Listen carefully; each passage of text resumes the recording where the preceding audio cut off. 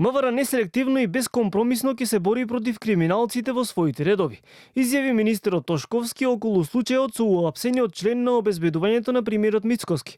Одделот за внатрешна контрола по добиените информации го известил надлежниот јавен обвинител кој што ја одобрил акцијата и дал наредба за преземање на мерки истата вечер. А по спроведувањето на акцијата, извршени биле претреси кај полициски службеници и биле пронајдени докази кои го потврдиле стореното кривично дело, изјави Тошковски, без да открие дополнителни детали околу истрагата, но најавите кога ќе имаат ќе ги споделат со јавноста. Сакам да им порачам на сите оние недобронамерници и предавници народот свој, имајќи предвид на криминалците во Министерството за внатрешни работи, дека неселективно и безкомпромисно ќе се бориме против истите. Македонските граѓани заслужуваат полиција која што ќе ги штити, а не која што ќе ги рекетира.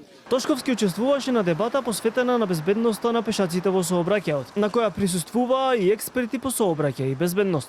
Статистиките покажуваат дека годишно во земјава животот го губат од 20 до 25 пешаци, што се загрижувачки бројки.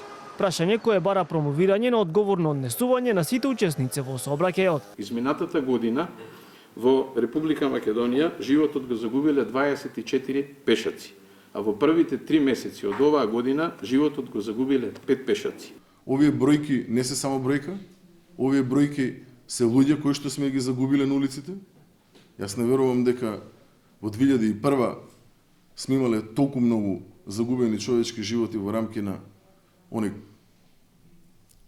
конфликт кој што беше. Само со почитување на правилата, подобрување на инфраструктурата и подигање на јавната свест можеме да го намалиме бројот на несреќи и да создадеме побезбедна околина за сите учесници во сообраќајот. Поради непочитување на прописите во сообраќајот, само во првите 2 дена од овој месец, полицијата изрекла санкции на 1296 лица, од кои 199 биле пешаци.